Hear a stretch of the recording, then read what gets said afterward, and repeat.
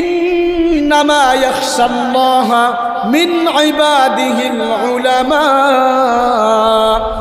নিশ্চয় আল্লাহর বান্দাদের মধ্য থেকে আল্লাহকে সবচাইতে বেশি আলেমরা ভয় করে থাকে। আলেমরা সবচাইতে আল্লাহকে বেশি ভয় করে। আপনি দেখেন একটা ছাত্র যখন 10 বছর 5 বছর বয়সে মাদ্রাসায় প্রবেশ করে, ছোটবেলা থেকে তার তাকবীরে উলা জামাত যে শুরু হয় মৌত পর্যন্ত তার কখনো নামাজ মিস হয় না। আলেমদের ফজিলত সম্পর্কে কয়েকটি কথা বলবো ইনশাআল্লাহ।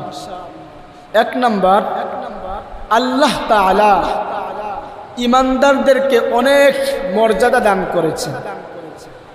আবার এই ইমানদারদের মধ্য থেকে যারা আলেম তাদেরকে আল্লাহ তাআলা বহু গুণে মর্যাদা বাড়িয়ে দিয়েছেন।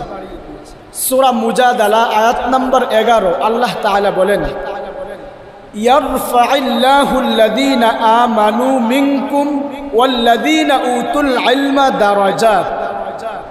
আল্লাহ তাআলা যারা ঈমানদার তাদের মর্যাদা বাড়িয়ে দিয়েছেন এবং ঈমানদারদের মধ্য থেকে যারা আলেম তাদের মর্যাদা আল্লাহ তাআলা বহু গুণে বাড়িয়ে দিয়েছেন।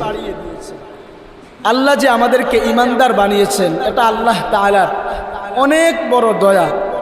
মুসলমানের ঘরে জন্ম দিয়েছেন এটা আল্লাহ তাআলার অনেক বড় অনুগ্রহ।